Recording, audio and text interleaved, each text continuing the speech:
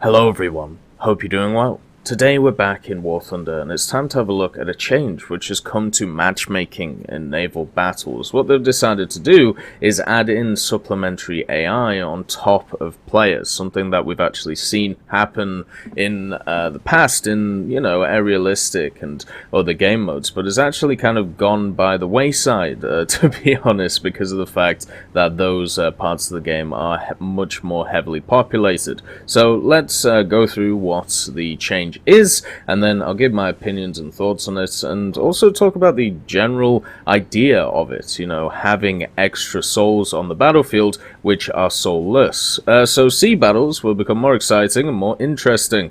Now, any battle with reduced teams will be supplemented with vehicles under AI control with a specified number of participants. Naval arcade battles, only sessions with vehicles of BR 3.7 and above, up to 16 versus 16 participants, and then naval realistic battles up to 12 versus 12 participants. And then if a 10 versus 10 player battle begins in realistic mode, 2 free slots on each side will be supplemented with AI vessels. If there are already enough players in combat, AI ships will not participate in the battle.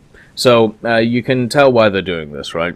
I think it's very obvious to everybody. The elephant in the room is the fact that top-tier naval battles are not as popular as, let's say, top-tier ground or top-tier air right now. And I've been saying for a long time, at least in my opinion, and I have got some pushback from it, but mainly it seems like, the community is kind of divided on the issue that these larger ships, the light cruisers, are not that fun to play. And if they are fun to play, there is a single one which dominates the meta, which is fun to play, which at least recently has been the Brooklyn, and before the Brooklyn was the Kern, and now might be the Tiger, which of course is an event vehicle, which would be a little bit odd if that actually came to pass, that became meta. So one of the problems that Naval has had for a long time is player population.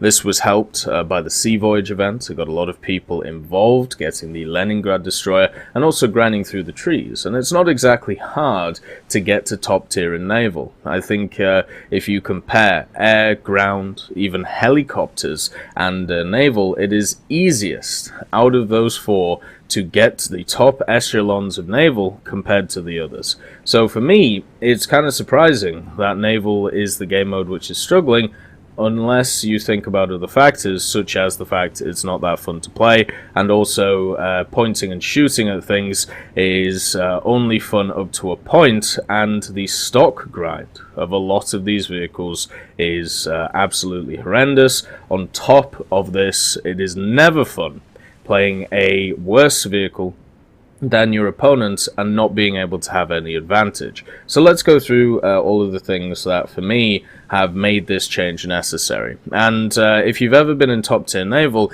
everybody has horror stories, right? So there are a few moderators on the Tech Hub who play quite a lot of naval. Andreas is one of them, our German hero, and then we have John McCarthy, our American hero. And basically these two, they play a lot of naval, and they talk about it a lot, which is great. You want the discussions, you want the conversations going over and over again. And something that they have talked about a lot is at top tier, it is very much cat versus mouse.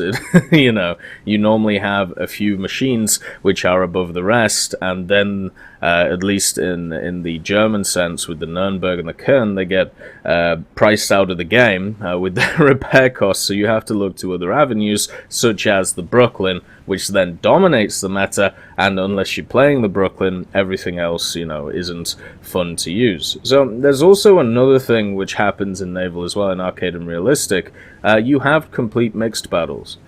Even in realistic. So in air realistic, you can get this, but it is not the desired effect, right? Same with ground, but in naval it just seems like the standard. So even then, you have a system which is designed to make matchmaking easier for these ships, and then on top of it you now have an AI system to make it easier, showing that they are trying to get people into battles instead of being sat around for 25, 30, 35 minutes, which when you're on US time is easily a possibility.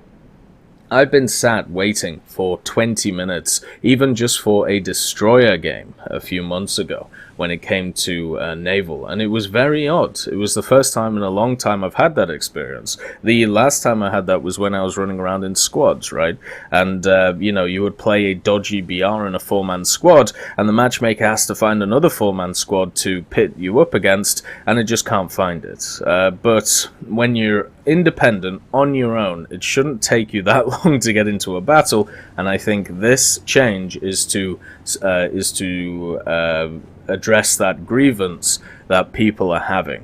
Now, whether people are going to be happy with this change, or whether people are going to be unhappy, I don't think really matters. What I think matters is that this is a necessity, at least at the moment, so they can get more people into battles quicker, so people can have more fun playing said battles, and be able to grind up to these top tier echelons. So, for me, the general BR that I will go up to is 4.3. So that will be the tribal class destroyer, that will be like the battle class, basically the late tier destroyers. And the reason for this, and also for the US as well, you know, this is generally, you know, 4.0, 4.3, this is the highest I'll go. I definitely don't find it as fun as the PT boats, like these ones, or, you know, the 80-foot Nasty, or any of these. When it comes to the Germans, I definitely prefer these over the destroyer gameplay. Same with the Soviets, and then for the British, you know, I definitely have enjoyed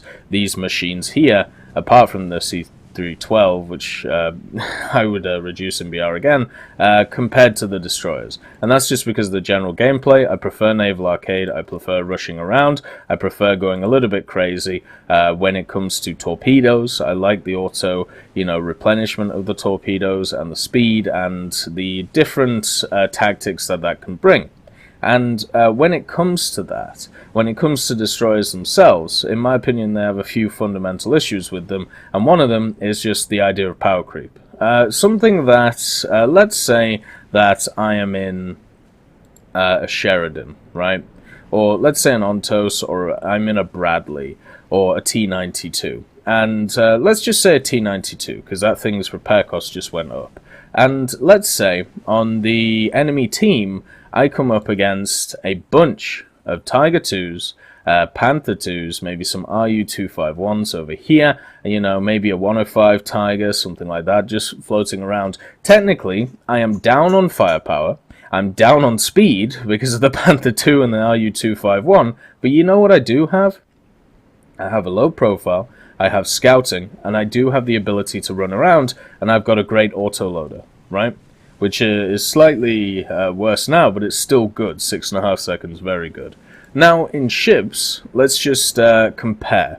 So, when we look at the Fletcher, and, well, I should actually say this as well. So, let's say the T-92 also gets up to 7.7, right? So, Leopard, Leopard 1, Mouse, M4, T8, A2, you know, full up tier. So, the harshest up tier you can get yourself. Well, you can still do something. You still have scouting, you still have a bit of speed, you have a heat shell, you have the abilities to affect the game. Let's say you are in the Fletcher at 4.3 or the Farragut at 4.0 and you start going up against light cruisers. The difference between a destroyer and a light cruiser in this game is massive. When it comes to survivability, when it comes to the amount of guns on the damn things, when it comes to just being able to kill it. Nobody wants to be in a destroyer when they see a light cruiser. There are certain slight exceptions, such as the Sumner and also the Somers. These can at least try, in all of their power, to go up against light cruisers, but they still get battered. Right? And we're not even talking about a stock issue here. We're talking about just two fully upgraded machines. A destroyer does not have any advantage over a light cruiser. The only slight advantage is maneuverability, which does not matter when you're in open water. right? Because where are you going to hide? Where are you going to maneuver to? Eventually, the guns on the Brooklyn are going to come down and annihilate you. Or the guns on the Trenton, or the Raleigh, or the Kern especially, or the Nuremberg, or the Krasnys, right? Or the Krim, or the Kavkats, or of course, Big Man Kirov. And this is the fundamental issue with Naval, and has been since it's come out, right? You have three distinct areas. You have the battle boats, PT boats, which are pretty fun. Then you get a crossover into destroyers. Destroyers annihilate PT boats and battle boats, and remember, I'm talking about arcade here. And then destroyers get annihilated by light cruisers, right? There is three distinct areas, and you can't have them fighting each other. So what happens is when people get to top tier, what they do is they play stuff like the Brooklyn and annihilate everything around them because it's the best light cruiser, the best class in the top of the game, and nobody wants to grind around 4 or 5 because you just run into these behemoths and get annihilated. The same thing happened when the Kern was released. Even people talking about the Leander as well and the Tiger. Why would you do that to yourself?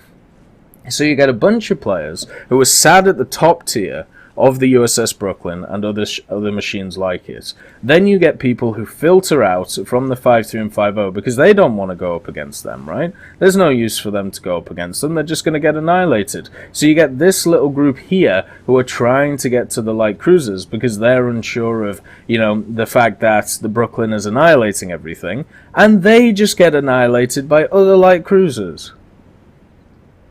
Because of this. One of the other fundamental issues is not just because a lot of people prefer playing top tier, because you see this in ground as well. You see this in air as well. People like playing 10-0. So if you're in 9-0, if you're in 9-3, you're going to get up tiered a lot. It's just a fact. It's the way that you deal with it, which is very important. But the stock shell on all of these destroyers is useless against light cruisers. And light cruisers have the same issue, right? If you look at the Trenton, they have the HE shells. The Raleigh, they also have the HE shells. Everything starts off with HE. Even the Sumner, right? HE. You can't penetrate anything, so all you're hoping to do is to burn the enemy ship down and annihilate its guns, to the point of trying to make it so it can't fire back at you. This, to me, is the biggest issue in War Thunder Naval at top tiers. There is definitely an issue of the light cruisers just being better. Like, there's no reason for me to play these over the light cruisers. But the main thing is this. And the fact that this is a stock shell. This puts me off playing the Farragut. And I can show you, it's not just a issue that America has. It's an issue that all nations have. This puts me off playing the Tribal until I get this, because if I run into a light cruiser, I can't do anything to it. It just looks at me and I die, because he can hurt me, because the Tribal class has a little bit of armor, but nothing on the hull. So he can just HE me to death. But then if we look at, let's say, the Kern at 5.3, I can hardly pen him. And this is one of the lighter armored light cruisers. And his guns can just eat me alive. That is, for me, the fundamental problem with Naval. And that is why the player retention rate at high tiers is horrific for it. And why a lot of people don't want to play the higher tiers. So supplementing it with AI, I think, is good, because it means that... When did I put a mouth on this? Supplementing it with AI, I think, is a good move, because it means that the people who want to play can play there.